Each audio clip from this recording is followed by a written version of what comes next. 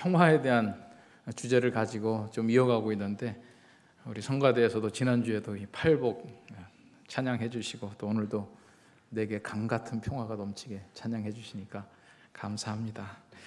하나님 앞에서 살아가는 우리의 마음속에도 이 샬롬, 에이렌의 평안, 평강의 은혜가 넘쳐나기를 바라면서 또 오늘도 말씀 살펴보기로 하겠습니다. 이 바울 사도에게는 모든 교회들이 다 소중했겠지만 이 빌립보 교회 역시 좀 매우 각별한 교회였습니다. 성령님의 특별한 인도하심으로 1차 전도여행 마무리하고 2차 전도여행을 떠나면서 지금 터키 지역, 이 소아시아 지역을 선교하려고 거기에 있는 주요 도시들을 향해서 발걸음을 내딛었지만, 성경에는 자세히 나와 있지 않지만 성령께서 그 길을 막으셨다. 여러 가지 어려움들이 있었던 것 같습니다. 그래서 간절히 기도할 때 환상 중에 마게도니아인의 환상을 보게 되고 바다를 건너 마게도니아 지경, 요즘 지도로 얘기하자면 터키 지역을 떠나서 이제 발칸반도, 유럽 지역으로 선교의 발을 내딛게 되는 역사적인 순간이었습니다. 2차 선교여행 때 이렇게 본인이 원래 선교팀이 계획하지 않았던 이 마게도니아 지역을 갔을 때 거기에서 첫 번째 나온 도시가 바로 이 빌립보입니다. 빌립보에 도착해서 복음을 전하기 위하여 이리저리 또 기도 처소를 찾다가 루디아, 여성 사업가인데요, 루디아를 만나게 되죠. 루디아에게 복음을 전하고 루디아가 자기와 온 집이 다 세례를 받았다. 사도행전에 보면 그렇게 기록이 되어 있습니다. 그러나 이렇게 순적한 일만 있던 게 아니라 귀신 들려서 따라다니던 여종을 고쳐줬는데 온전케 했지만 그 주인이 손해를 보게 되니까 이제 고소를 해서 온갖 고초를 당하게 됐습니다. 그래서 감옥에 잡혀서 고생을 하게 됐지만 오히려 그 감옥 간수가 바울과 실라, 죄수 앞에 무릎을 꿇고 어떻게 하면 내가 구원을 받을 수 있겠느냐라고 하는 질문을 던지게 되고, 주 예수를 믿으라, 그리하면 너와 내 집이 구원을 얻으리라. 이 말을 통해서 그 온 집이 다 세례를 받고, 이렇게 해서 시작된 곳이 바로 빌립보 교회입니다.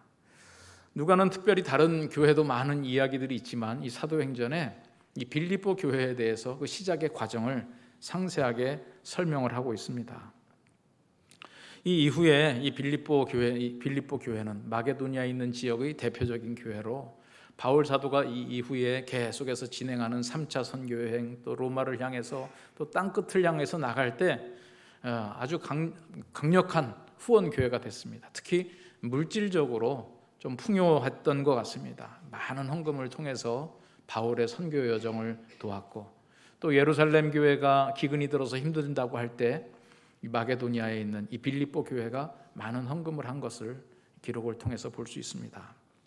단지 물질적인 지원뿐만 아니라 바울 사도가 로마의 옥에 갇히게 되었을 때, 또 가택 연금식의 이제 이 자유가 없는 한계 상황 속에서 보내게 됐을 때, 당시의 제도로 누군가가 그 옥에서 같이 거들면서 지낼 수 있었는데, 빌립보 교회가 오네시모라고 하는 에바브로디도라고 하는 사람을 아예 돈과 함께 보내서 바울 사도 옆에 시중을 들게 했습니다.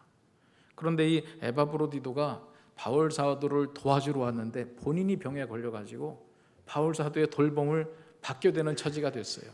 얼마나 마음이 불편했겠어요. 병들어서도 힘들지만 미안함에.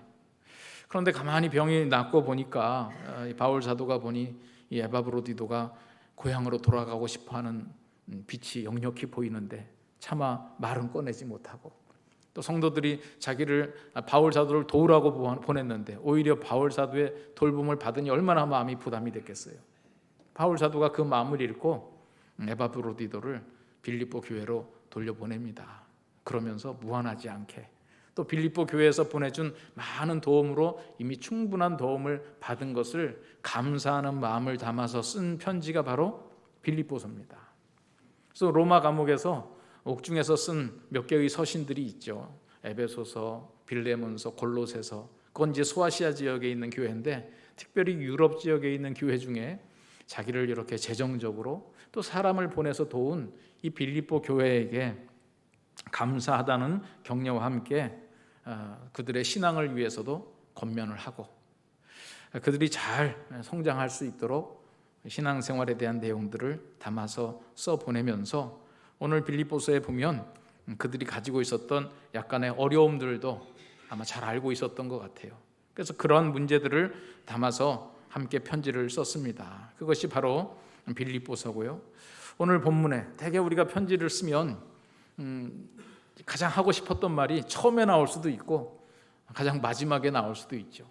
제가 볼 때는 아마 바울 사도께서 진짜 하고 싶었던 얘기는 오늘 4장부터 담겨져 있는 이 내용이 아닌가 싶습니다. 이렇게 초대교회에 아름다운 교회로 성장하고 바울 사도를 위해서 물질로 또 사람으로 기도로 이렇게 돕는 빌립보 교회였지만 그 교회 안에도 또 역시 어떤 문제가 있었는가? 이제 인간 관계에 대한 어려움이 발생하고 있는 것을 봅니다. 유오디아를 권하고 순두개를 권하노니 주 안에서 같은 마음을 품으라. 지금 왠지 이 유오디아와 순두개라고 하는 두 사람의 관계가 상당히 불편하고 이 두 사람이 이 교회 안에서 차지하고 있는 비중이 그저 그냥 이름 없이 빚도 없이 왔다 갔다 하는 정도가 아니라 3절 말씀 보면 복음에 나와 함께 힘쓰던 저 여인들이라 이렇게 하는 것을 보아서 아마 이 빌립보 교회가 개척되어질 때부터 초기 신자 중에 하나고 빌립보 교회를 세워나가는 과정에서 바울 사도와 함께 땀과 눈물과 수많은 헌신을 했던 사람이 바로 유오디아와 순두개가 아닌가 생각이 되어집니다. 우리 지난주에도 살펴봤듯이 예루살렘 초대교회가 성령 충만한 교회지만 교회가 성장하면서 히브리파, 헬라파, 유대인들의 집단적인 갈등이 표출되었던 것처럼 이 빌립보 교회도 성령 충만하게 아름다운 사역들을 잘 감당해 나가고 있는 교회였지만 또 어떤 문제가 있었는가? 유오디아와 순두개라고 하는 이름을 서신에 공개적으로 지명해서 언급하여 이야기할 정도로 문제가 있었던 것을 알 수 있습니다. 지난주에도 말씀드렸듯이 이런 문제라고 하는 것은 문제가 아니라 오히려 문제가 나타나지 않은 것이 더 큰 문제일 수 있어요. 표면적으로 보면 아무런 문제도 없고 의견의 일치가 다 하나 되고 서로가 하나 되는 것 같은 그 모습 속에는 사실은 여러 가지 문제들이 잉태될 수 있고 오히려 예루살렘 교회처럼 또 오늘 빌립보 교회처럼 또 성경을 살펴보면 이 초대교회의 수많은 교회들이 다 이러한 문제들을 가지고 있는데 이 문제들이 문제가 아니라 오히려 이 문제들을 다룸으로 성장과 성숙의 모습이 나타나는 걸 볼 수 있습니다. 오늘 빌립보서 4장에서도 보면 유오디아와 순두개에게 같은 마음을 품으라 얘기를 하지만 본문을 쭉 내려가면 7절에 하나님의 평강이 너희들의 마음과 생각을 지켜줄 거다. 예수 그리스도 안에서 너희들의 마음과 생각이 하나님의 평강으로 지켜질 뿐더러 더 나아가서 9절에 보면 평강의 하나님이 너희와 함께하게 된다라고 하는 것을 이야기하고 있습니다. 유오디아와 순두개의 갈등을 통해서 무엇을 얻을 수 있느냐? 하나님의 평강을 마음에 경험하고 우리의 삶에 평강의 하나님이 함께 하시는 경험을 하게 된다는 것이 바울 사도께서 이 공동체에 얘기해 주시는 메시지인 것입니다. 그래서 오늘 우리는 이 본문을 통해서 좀 몇 가지를 살펴보고자 하는데요. 오늘은 주로 2절과 3절을 통해서 4절부터 9절까지 우리에게 주시는 구체적인 지침 이전에 어떻게 우리가 이 생각을 하고 이러한 문제에 접근해야 될 것인지, 우리도 일상에서 경험하는 다양한 갈등들이 있습니다. 이제 다음 주면 설 명절인데 명절에 이렇게 만나면 너무 기쁘고 반갑고 좋아서 늘 웃고 지내다가 웃음으로 여러분들이 이제 헤어지시죠? 예. 예. 많이 모이면 이제 웃음으로 시작했을지 모르지만 이제 목소리가 좀 높아지는 데도 있고, 특히 이제 자녀들 중에 결혼 얘기, 취업 얘기는 절대 꺼내면 안 된다. 여러 가지 갈등의 상황들, 그뿐만 아니라 우리가 모였다 그러면 여러 가지 갈등의 상황들이 표출이 됩니다. 세상에서 제일 나쁜 사람들만 우리 집안에 이렇게 모아놔서 우리 가정이 갈등이 생기는 거겠죠? 다시 말씀드리지만 갈등의 정도와 관계의 정도는 정확히 비례를 한다. 여러분들의 관계가 깊은 사람들끼리 모이니까 갈등이 생기는 거죠. 유오디아와 순두개도 그냥 교회에 출석만 하고 아무 일도 안 하던 사람들이면 절대 갈등 안 생기죠. 아주 평화롭게 예배 드립니다. 제가 그래서 가끔 교회 재직 세미나라든지 피택자 교육이라든지 해달라고 가면은 제가 그런 얘기부터 해요. 왜 여러분들은 교회 등록만 하고 다니시지 직분은 받아가지고 왜 봉사는 시작해서 갈등의 깊은 수렁 속에 빠지고 있느냐. 교회 평안히 다니는 방법, 예배 시간에 조금 늦게 오셨다가 축도하고 성령이 맞춰지기 전에 얼른 이제 나가시면 돼요. 안내위원 만나지 않게. 물어보면서 이제 등록카드 쓰라고 그래도 미소로만 대답하고 예 알겠습니다 이러면서 가셔야지, 괜히 전화번호 남기고 주소 남겼다가는 갈등이 시작되는 겁니다. 여러분, 교회 평안히 다니는 방법이 있는데 왜 여러분들은, 제가 보니까 여기 계시는 분들은 교회를 그냥 다니시는 분들이 아니고 굉장히 깊이 다니시는데 그냥 다니시지 예배만 드리시고. 여러분, 그러면 그런 교인들 그냥 좀 늦게 왔다가 빨리 가고 교회 등록 안 하고 예배 잘 빠짐없이 드리면서 예배 시간에 늘 평안을 마음에 경험하고 하나님께서 야, 너 참 성숙한 교인이구나 이러실까요? 우리가 뭔가 하고자 하면 유오디아와 순두개도 제가 볼 때는 아마 여전도의 증경회장쯤 되지 않나 싶어요. 이 유권사님 순권사님이 엄청 싸워가지고 지금 바울 사도가 제발 좀 같은 마음을 품으라 편지에다 이름을 언급하고 있잖아요. 이름을. 이분들이 훌륭한 분들이니까, 정말 헌신된 분들이니까, 바울 사도와 함께 복음에 함께 힘쓰던 저 여인들이기 때문에 문제가 생기는 것이죠. 오늘 우리가 문제가 생길 때는 문제를 문제로 여길 것이 아니라 지난주 본문처럼 성장과 성숙의 기회로 이 원망이 만들어지고 이 원망을 어떻게 관리하느냐에 따라 하나님께서 허락하시는 놀라운 성장을 경험하게 된다라고 하는 거죠. 빌립보 교회도 그렇게 성숙한 교회였습니다. 오늘 이 본문 2절부터 9절까지지만 오늘 특별히 2절과 3절만 가지고 한번 먼저 살펴보고 나머지 내용들은 또 다음 주에 이어서 좀 보려고 합니다. 오늘 이 말씀을 보면서 이 두 사람에게 권면을 해주고 또 3절 말씀 보면 조금 더 확대해서 이 두 여인들뿐만 아니라 글레멘드와 그의 나의 동역자들을 도우라. 이 너라고 하는 사람이 누구인지 성경 해석하시는 분들은 여러 가지로 추측을 하지만 어쨌든 그 빌립보 교회의 지도자에게 당부하기를 이 두 사람만의 문제가 아니라 또 교회 안에 이러저런 여러 가지 어려움들이 있음을 바울 사도는 암시하고 있죠. 이들을 통해서 우리가 어떻게 평강의 하나님을 경험할 수 있겠는가? 오늘 먼저 눈에 띄는 말씀이 내가 유오디아를 권하고 순두개를 권하노니, 유오디아를 권하고 순두개를 권하노니. 여러분, 이 표현이 그냥 우리가 한글로 읽으면 권했다 이렇게 되지만 벌써 한글 번역 자체도 좀 평범하지 않죠. 보통 우리가 글을 쓸 때 내가 유오디아와 순두개에게 권하노니 이렇게 하면 될 거를 유오디아에게 권하고 순두개에게 권하노니, 이것은 매우 강조하는 표현입니다. 이 헬라어 원문도 찾아보니까 그대로 돼 있어요. 유오디아를 권한다, 그리고 순두개를 권한다. 이 권한다라고 하는 말이 파라칼레오라고 하는 말입니다. 파라칼레오, 헬라어로 파라칼레오. 파라칼레오라고 하는 뜻은, 파라라고 하는 것은 옆에서, 칼레오라고 하는 건 말하다.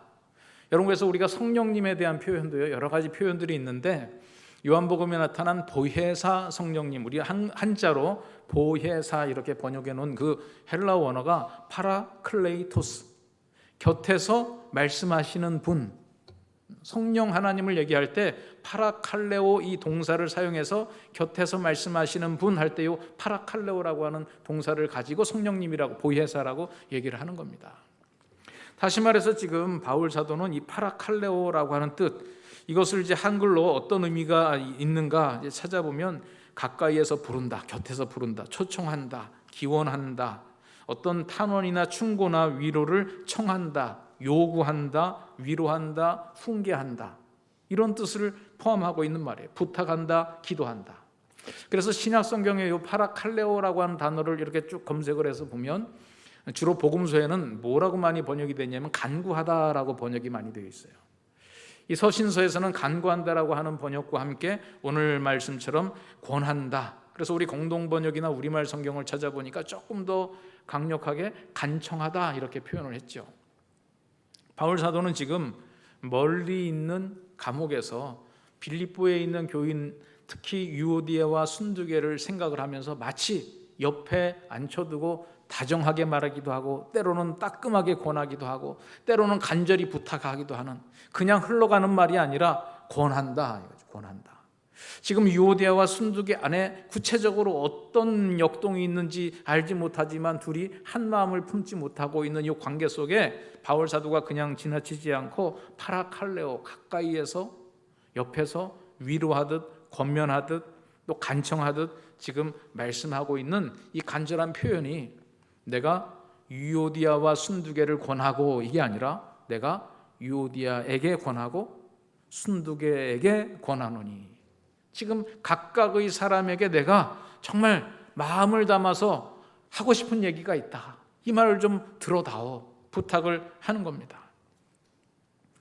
오늘 우리 교회가 뭘 하는 데인가요? 교회는요, 훌륭한 사람의 설교를 들으러 오는 장소가 아니고요, 무슨 강의를 들으러 오는 데가 아닙니다. 여러분, 이곳은 사실은 설교보다 더 중요한 게 뭐냐? 성도의 교제지요. 근데 성도의 교제는 뭐가 성도의 교제냐? 늘 만나서 재밌게 웃고 얘기하고 밥 먹고 그러면 교제인가요? 성도의 교제는 쓴 얘기, 아픈 얘기, 또 정말 해줘야 될 얘기, 듣고 싶지 않은 얘기도 때로는 해줘야 되고, 이게 성도의 교제입니다. 그래서 우리가 잘못 갈 때는 잡아주기도 하고, 좀 게으르고 나태해졌을 때는 좀 촉구하기도 하고, 또 정말 좋은 일이 있을 때는 함께 칭찬하면서 격려하기도 하고, 이 성도의 교제가 일어나는 장소를 교회라고 하죠. 여러분, 이것이 없다면 여러분 뭐하러 교회 나옵니까? 요즘처럼 코로나 시절에 경험해 보셨잖아요. 지금도 유튜브 딱 틀면요, 쟁쟁한 목사님들이 나와서 설교들 합니다. 저는 그래도 지역교회는, 만약에 교회가 설교 듣는 것이 제일 중요한 일이라고 한다면, 현대교회도 참 이제 힘듭니다. 왜냐하면 여러분들이 인터넷만 틀으면, 제가 주변에 다니니까 이찬수 목사님 얘기 하더라고요. 지금도 인터넷에서 열심히 설교할 거예요. 그냥 분당 우리 교회인가 거기 그뿐만이겠어요. 여러분들 코드하고 맞는 설교 다 들으시면 은혜가 될 거 아니겠어요? 그렇게 하면 되죠. 근데 저는 한 지역 교회에 있으면서 또 그런 일이 생겨도 절대 겁나지 않습니다. 그 교회 아니요, 그 교회 가서 설교 듣고 있는 것이 교회가 아니라, 진정한 교회는 성도 간의 역동이 일어나면서 뭔가 잔소리할 수 있는 교회가 진정한 교회죠. 그래서 종교개혁자들도 참된 교회의 지표를 얘기할 때 세 가지를 얘기했어요. 첫 번째, 올바른 말씀이 선포되고 있는가, 성경에 근거한 진리의 말씀이 선포되어야 된다는 거예요. 두 번째가 성례전이 올바로 집행되고 있는가. 성례전이라고 하는 것은 우리가 성찬과 세례받은 하나님의 백성들이 그리스도의 몸과 피를 함께 경험하는 한 식구라는 거예요. 식구. 이것이 올바로 시행되고 있는가. 세 번째가 올바른 권징이 시행되고 있는가. 여러분, 권징이라고 하는 말은 조금 무겁고 옛말이기도 한데, 이게 혼내준다라고 하는 포인트보다 먼저 권고하고 위로하고 격려하고, 그런데 이것이 제대로 안 먹혔을 때 수단으로 때로는 징계도 필요하다 이거죠. 자녀를 교훈하고 혼내주는 것은 부모만 할 수 있습니다. 옆집 아저씨가 우리 집 자녀 혼내면 큰일 나죠. 그러나 부모로서는 그 자녀를 바로잡기 위해서 권고도 하고 위로도 하고 격려도 하고, 때로는 벌도 주고. 여러분, 바울 사도께서 지금 유오디아를 권하고 순두계를 권했다. 이게 바로 성도의 또 다른 교제와 관심과 사랑을 나타내 주는 겁니다. 여러분, 우리는 함께 예배 참석하면서 그냥 설교를 듣고 은혜 받는다, 이것만을 위해서라면 굳이 자리에 올 필요가 없는데, 꼭 필요한 것이 뭐냐? 성도의 교제를 하는 거죠. 그래서 우리는 예배도 있지만, 여러분들 개인적으로 또 하나님의 말씀도 묵상하지만, 소그룹으로 모여서, 목장으로 모여서 교제를 하라는 거예요. 그 교제를 통해서 진정한 교제의 깊이가 들어가면 무엇까지 나오는가? 서로를 향한 권면이 나올 수 있다 이거예요. 권고가 나올 수도 있고, 부탁이 나오고, 간청이 나오는 파라칼레오를 하게 되는 것이, 그게 진정한 교회라고 하는 겁니다. 제가 어제 어디 교회 관련된 세미나를 들어갔더니 연대 신과 교수님이신데, 그분이 학생들이 올 때마다, 신입생들이 들어올 때 한번 이렇게 설문을 해본대요. 각자에게 가장 영향력이 있었고 감사하고 본인의 삶에 영향을 미친 목사님은 누구냐 그랬더니요, 본인이 생각할 때는 아주 탁월한 설교자나 왜 이 한국의 유명한 목사님들 있잖아요, 그런 이름이 나올 줄 알았더니 아니라는 거예요. 자기 머리 한번 쓰다듬어 준 사람, 어깨 한번 두드려주고 격려말 한마디 해줬던 그 목사님, 그런 분들이 자신의 삶에 영향을 미치고 고마운 목사님이죠. 그래서 우리 수많은 대한민국의 수만 교회의 목사님들이 탁월한 설교자처럼 설교를 못해도 그런 분들과 비교해서 경쟁력이 있는 건 뭐냐면 여러분들을 대면해서 만나잖아요. 찾아가서 만나고 권고하고 위로할 수 있는 것, 그게 진정한 목회 아니겠어요? 탁월한 강의를 들으러 오는 게 아니에요. 이 일을 위해서 교회에서 세워진 직분이 바로 이게 장로입니다. 장로. 우리 총회 헌법에도 나와 있어요. 장로의 사명이 뭐냐? 성도들을 위로하고 신방하는 일이에요. 목사님이 말씀을 연구하고 가르치고 신방도 하지만 그 일들을 함께 담당하기 위해서 세워진 분들이 장로님들이라는 거예요. 장로님들이 교인들을 권면하고 위로하고 잘못한 일이 있을 때는 제대로 하라고 충고도 해주고, 정말 제대로 몇 번 충고했는데도 말을 안 들으면 어떻게 해요? 벌이라도 줘야죠. 벌. 그거를 조금 어려운 용어로 치리라고 합니다. 치리. 그래서 당회를 치리회라고 하는 거예요. 벌을 주는 것을 주 목적으로 하겠다는 것이 아니라 이렇게 권고하고 위로하고 격려하고 바로잡아주고 함께 신앙생활을 할 수 있도록.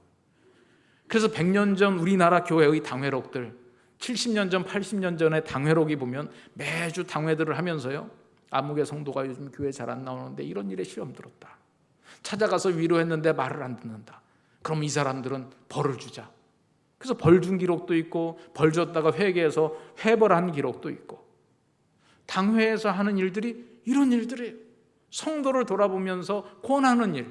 지금 바울 사도가 편지를 써서 유오디아를 권하고 순두개를 권하노니 주 안에서 같은 마음을 품으라. 여러분, 교회의 지체가 된다라고 하는 것은 기쁨과 슬픔을 함께하고, 기뻐할 때 기뻐하고 위로할 뿐만 아니라 신앙의 길에서 잘못 가고 있을 때 그들을 돌보고 바로잡고 권면하는 역할을 하는 것, 이 일들을 하기 위해서 우리 장로님들이 세워졌고, 또 한국교회는 이 다른 나라 장로교회에 없는 제도가 하나 있죠. 이제 권사님들은 또 왜 세워졌겠어요? 여성 성도님들을 권고하고 위로할 때 또 장로님들의 한계가 있으니까 같이 도와서 이 일들을 함께 해나가는 거 아니겠어요? 이런 일들이 일어나는 것이 진정한 교회라는 거예요. 근데 많이 숫자가 모이는 교회들을 제가 다 나쁘다고 얘기할 수는 없는데, 그곳에 가는 많은 이유들을 설문을 해보면 타치 안 받아서 그 교회 간다는 거예요. 그냥 뒷자리에 앉았다가 조용히 훌륭한 설교 한번 듣고 나올 수 있으니까 간다는 거예요. 그래도 큰 교회들은 또 다 세밀한 조직들이 있어서요, 그분들을 잡으려고 하는데, 그럼에도 불구하고 사실 현대교회 이렇게 한번 왔다가 그냥 가시기 좀 힘들죠. 이렇게 한눈에 딱 보이는데. 그러니 이제 이 교회는 들어갈까 말까 하다가, 좀 더 한 적어도 1000 단위로 보이는데 가자. 왜 그런 곳에 가겠어요? 타치 안 받으려고, 권하는 소리 안 들으려고, 그냥 찬양하고 목사님 설교 듣고 그냥 마음의 위로 받고 그냥 혼자 지내고 싶어서. 여러분, 이거는 진정한 교회라고 하기 힘들고 진정한 성도라고 하기 힘듭니다. 교회의 이 역할은 뭐냐면 서로가 서로를 향해서 잔소리할 수 있어야 돼요. 잔소리라고 하는 건 듣기 싫죠. 같은 말 몇 번씩 또 듣는 걸 잔소리라고 그래요. 그러나 그러한 부분들이 있을 때 우리가 함께 바로잡아지고 나아갈 수 있는 거죠. 지금 바울 사도와 이 빌립보 교회의 성도들, 또 성도들 간에 이러한 잔소리가 있다가 일어나는 갈등은 좋은 갈등입니다. 오히려 서로에게 서로를 신경 안 쓰면 아무런 일이 안 일어나죠. 그러나 그것은 성숙한 교회라고 볼 수 없다는 거예요. 서로를 향한 간섭을 최소화하고 현대사회가 점점 더 자신의 프라이버시를 강조하고, 그러다 보니 이제 신방도 힘들어져요. 전통적인 목회의 핵심은요, 설교하고 신방이에요. 저도 저희 아버님 때부터 이렇게 목회를 하셨으니까 어릴 때부터 이러저런 얘기들을 많이 듣는데, 제가 기억나는 말씀이 이거예요. 요새 목사들은 왜 이렇게 바쁘냐? 뭐 이렇게 바쁘냐?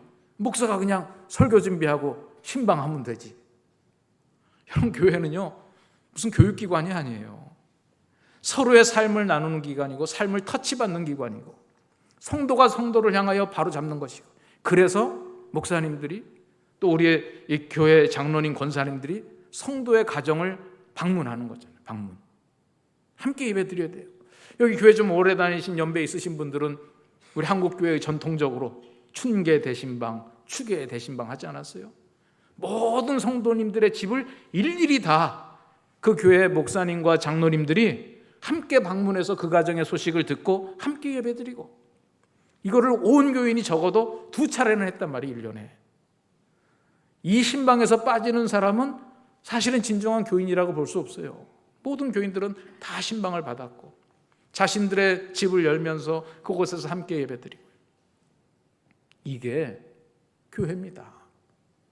그러다가 점점 줄어서 봄, 가을 신방 하나로 줄더니 이제는 원하는 사람들만 신방 받는다.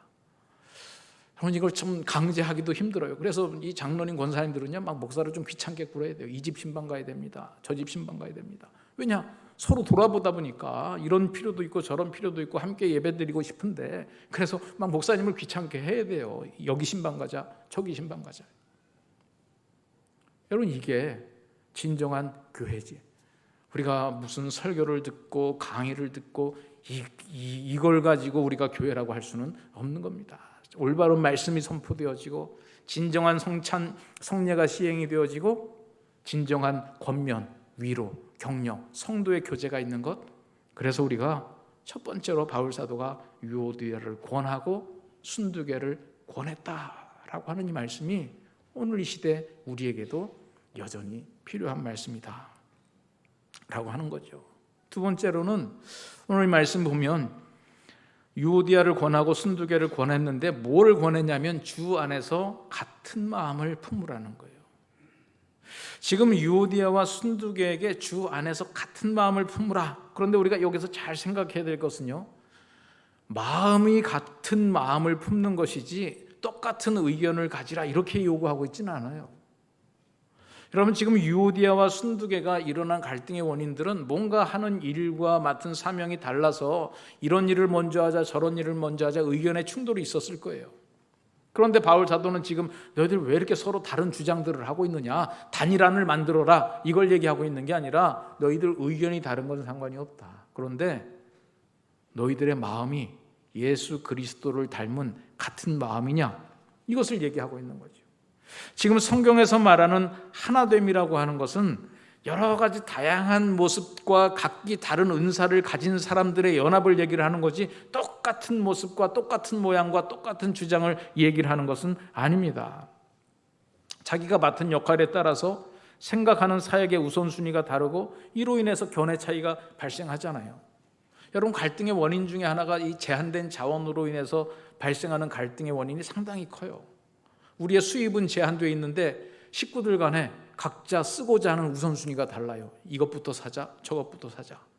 당연한 거죠. 자기가 원하는 것부터 하자고 하는 거. 여러분, 교회도 예외도 아닙니다. 우리 이제 2024년 시작했지만 아마 연말쯤 갈등이 막 극대화되는 시기입니다. 내년 예산을 편성할 때 성가대 예산 많이 드려야죠. 얼마나 예배에 있어서 성가대가 중요해요. 그죠? 이럴 때 성가대는 다 아멘 해야 되는데 그러면 교육부서에서는 가만히 있겠어요. 교육부서. 우리의 미래는 지금 교육 제대로 하지 않고서 무슨 교회가 서냐. 지금 이 시간에 우리 주일학교들 모이고 있는데 거기에 좀 투자하고 막 사역자들 좀 집중시키고, 아마 또 교육부 맡은 분들은 그렇게 얘기할 거예요. 그럼 또 선교위원장 손 점잖게 들어가지고 교회의 본질은 선교에 있습니다. 선교하지 않는 교회가 무슨 교회입니까? 또 한 분은 나서서 우리 교회가 이 지역사회를 돌보고 어려운 사람들 있으면 살펴고 구제해야지, 우리끼리 이렇게 하면 뭐합니까? 여러분, 이 주장을 하는 건 지극히 당연한 거예요. 치열하게 주장을 해가지고 이런 주장끼리 서로 우리가 제한된 자원을 가지고 어떻게 배분할 것인가, 이 의견을 다루어 가는 것, 이거를 가지고 지금 바울 사도가 뭐라고 하는 건 아니에요. 그런데 이렇게 다른 의견을 가지고 다투다 보면 무슨 문제가 생기냐면요, 마음이 다칠 염려가 있어요. 내가 일에 집중하다 보면 정말 이 사역을 해나가는 이유는 예수 그리스도의 마음으로 이 세상에서 뭔가 하나님께서 원하시는 일을 해나가기를 원하는 건데, 일만 남고 그 동기가 되는 예수 그리스도의 마음을 잊어버릴 때가 있단 말이에요. 내가 성가들을 위해서 예산을 주장하는 것도, 교육부서를 위해서 예산을 주장하는 것도, 해외 선교를 위해서 아니면 지역사회 봉사를 위해서 주장하는 것도 무엇 때문에 그러느냐? 예수 그리스도의 마음을 품고 그 주장을 하는 것, 이거는 문제가 없다. 그런데 예수 그리스도의 마음을 잊어버리는 경우들이 있습니다. 그래서 바울 사도는 항상 이 하나됨을 얘기할 때 그 앞에 보면, 에베소서에도 마찬가지예요. 우리가 직분이 여러 가지다. 또 고린도에서 보면 우리가 받은 은사가 여러 가지다. 그런데 성령이 하나요, 주와 하나님도 하나이시다. 우리의 다른 여러 가지 것들을 가지고 활발하게 의논이 일어나고 서로 내 주장을 들어달라, 내 주장을 들어야 된다, 서로 이렇게 다투는 역동이 활발하게 일어나는 조직이 건강한 조직이에요. 만약에 의견이 나오기만 했는데 그냥 한 가지 의견으로 싹 통일되는 조직이 있다고 그러면 제가 하나 소개해 드릴게요. 우리 휴전선을 맞대고 저 북쪽에 있는 집단들인데, 거기는 뭐 약간 이렇게 저보다 좀 이렇게 더 한 것 같아요. 이런 분이 그냥 말씀 한마디만 하면 그냥 뭐 전 인민이 다 박수쳐. 그냥 의견이 항상 일치해요. 아주 좋은 나라죠. 또 요 대목만 또 딱 잘라가지고 그러면 제가 잡혀갈 수 있어요. 전후좌우를 다. 여러분, 의견이 일치된다고 하는 게 건강한 조직이 아니에요. 막 우리를 보면 여당 야당 왜 이렇게 싸우는지 모르겠어요. 싸우는 조직이 건강한 조직이죠. 여러분, 싸우다가도요, 우리 어제 축구 보셨어요? 축구할 때 여당 야당이 어디 있어요? 막 대한민국 이겨라지. 여러분, 대한민국이 승리하기 원하는 마음들은 다 같아요. 우리나라가 졌는데 와 박수치는 사람들은 그건 한 번씩 의심해 봐야 돼요. 지면 가슴이 아프고 막 이기면 함께 대한민국 백서니까 뭐 월드컵 2002년 월드컵 할 때요, 전 국민이 하나 되는 줄 알았어요. 근데 그거 끝나자마자 또 싸워가지고. 그렇잖아요.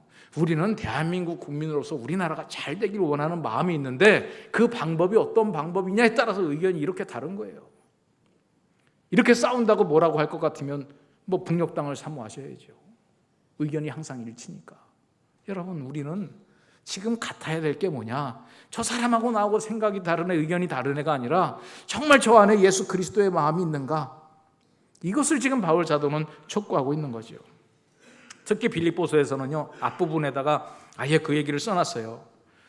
너희 안에 이 마음을 품으라. 빌립보서 2장 5절부터 보면, 곧 그리스도 예수의 마음이니 그는 하나님과 본체시나 하나님과 동등됨을 취할 것으로 여기지 아니하시고 종의 형체로 이 땅에 인간으로 오셨다는 거예요.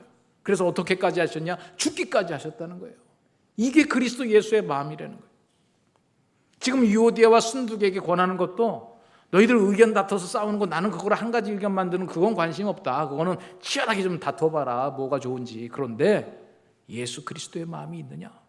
이거를 촉구하는 거예요. 우리 안에 이것만 확인이 된다면 싸우셔도 좋습니다. 싸우면 싸울수록 건강한 조직이에요. 오히려 한 가지 의견으로 통일된다라고 하는 것은 뭔가 보이지 않는 강력한 힘의 압제에 의해서 그렇게 보일 따름이죠. 하나님께서는 우리를 여러 가지 은사로, 다양한 성격으로, 다양한 기질로, 다양한 인물을 주셨기 때문에 뭔가를 이루어가기 위해서 치열한 토론이 필요하고 서로의 입장 차이가 있는 것이 지극히 당연합니다. 그런데 확인해야 될 것은 그리스도 예수의 마음이 있냐 이거예요. 너희 안에 같은 마음을 품으라. 하나 더 확인하고 싶은 중요한 말씀이, 이 말씀을 하면서 3절 말씀도 참으로 나와 멍에를 같이 안 되게 구하노니 저 여인들을 도와라. 글레멘드와 그 외 나의 동역자들을 도와라. 갈등 관계에 있는 여러 가지 어려움들이 교회 안에 드러나는 것 같아요. 그런데 바울 사도께서 뭐라고 그러냐면 굉장히 중요한 말씀을 하고 계세요. 그 이름들이 어디에 있다고요? 생명책에 있다는 거예요. 여러분, 그 유권사님이 순권사님 생각을 할 때 천국 갈 것 같은가요? 지옥 갈 것 같은가요? 순권사님이 유권사님 생각할 때 천국 갈 것 같아요? 지옥 갈 것 같아요? 저거 교회만 나오지 손껍데기 위선자야, 지옥 갈 거야. 그렇게 생각하면 큰일 난다는 거예요. 우리 안에 의견이 다르다고 천국 못 가는 거 아니다. 의견 달라도 어디 가서 만난다? 천국 가서 만나는 사이라는 거예요. 그 이름들이 생명책에 있느니라. 지금 바울 사도께서 얘기하는 거, 너희들이 서로 한 마음이 되지 못해가지고 이렇게 저렇게 하지만 중요한 거 잊어버리지 말아야 될 거, 우리 천국 가면 만나는 사이다. 여러분, 누가 구원받았냐 못 받았냐 이거는요 하나님의 절대적인 주권에 잡혀 있어요. 우리는 심지어 세례 받은 사람 가운데서도 천국 못 갈 사람이 있을 거예요. 세례 못 받은 사람 중에서도 천국 가는 사람이 있을 거고, 이거는 하나님만 아셔요. 그래서 우리는 알 수 없기 때문에 우리가 쓰는 방법은 뭐냐? 예수 그리스도를 구주로 고백하고 세례를 받은 사람은 천국 백성으로 그냥 간주하는 거예요. 간주. 우리는 그렇게 해야 돼요. 그건 하나님만 아시는 일이고, 우리가 분별할 수 있는 것은 세례 받았냐 안 받았냐. 뭐 저 군대 가면 저 훈련소에서 초코파이 줘가면서 세례 주는 거 있는데, 그것도 세례 받았으면 여러분, 받는 사람보다 안 받는 사람이 훨씬 많아요. 초코파이 세례도. 그러면 개 중에 초코파이라도 먹겠다고 세례를 받았으면요, 그건 하나님의 특별한 섭리가 있는 거예요. 뭐 초코파이 하나에 영혼을 파는 게 아니고, 뭔가가 하나님의 부르심이 있어서 하나님께서 그들을 향해서 주는 게, 그래서 성부와 성자와 성령의 이름으로 받은 세례 있다 그러면 우리는 야, 저거 꼭 천국, 야, 하는 걸 봐서는 꼭 천국 못 갈 것 같은데 그래도 나는 모르겠다. 세례 받았나? 천국 간다 이거예요. 여러분, 우리가 뭐 교회 와서 이렇게 세례 받고 하는 게 좀 형식적인 거 우스운 것 같지만, 여러분 세상에 나가보세요. 그런 형식적이고 우스운 거라도 세례 받으라고 그러면 누가 받아요? 세례를. 교회 따라와가지고 뭐 이러저러 압력으로 할 수 없이 받는 세례 같은 것도, 이거는 그냥 볼 게 아니란 말이에요. 성령의 역사와 하나님의 섭리가 있는 겁니다. 그래서 우리는 공중 앞에 자기의 신앙을 고백하고 세례 받았다 그러면 아, 그 이름이 생명책에 있겠구나, 이렇게 생각하라는 거예요. 오늘 우리는 함께 예배드리면서 적어도 신앙 공동체 안에 있는 사람들, 내 마음과 생각 같아서는 저거 구원 받겠나 이런 생각이 들어도 그들이 예수 그리스도를 저주하지 않고 주를 부인하지 않고 교회를 박차고 나가지 않는 한 그들은 생명책에 있는 이름이 있는 사람들이다, 이렇게 생각하라고 지금 바울 사도께서 얘기하고 계신 거잖아요. 오늘 우리가 유오디아와 순두계에게 주시는 이 말씀은 2000년 전에 빌립보 교회만 해당되고 끝나는 것이 아니라 오늘 우리에게도 들려주고 싶어서 수많은 사도들의 글과 메시지 중에 오늘 이곳에 담아서 2000년 뒤에 현대교회 성도들에게 들려주고 있는 하나님의 말씀입니다. 오늘 이 말씀을 통해서 우리에게 주시는 몇 가지의 교훈들을 살펴봤는데요. 우리가 각각 권하는 교회, 잔소리할 수 있는 교회, 또 우리 안에 예수 그리스도의 마음을 품는 교회, 우리가 함께 천국 백성으로 이 땅에서부터 살아가는 하나님 나라의 공동체의 일원으로서 함께 가는 교회의 성도들, 이 마음을 품고 우리가 이러저런 생각들을 맞춰가면서 함께 걸어가는 것, 그것이 바로 교회고 성도의 생활이라 하는 거죠. 오늘 이 말씀을 통해서 하나님께서 오늘 우리에게 주시는 각자의 도전이 있을 텐데 함께 기도하는 시간 갖겠습니다. 여러분들 오늘 말씀을 보면서 하나님께서 여러분들에게 어떤 도전의 말씀, 찔림을 주셨는지 생각하고, 또 여러분들의 관계 속에서 하나님 앞에 아름답게 세워져 나가야 될, 또 우리에게 품어야 될 예수 그리스도의 마음은 무엇인가, 다시 한번 그 그리스도 예수의 마음, 하늘 보좌를 버리시고 우리를 위해서 죽기까지 오신 그 마음이 우리에게 있는가.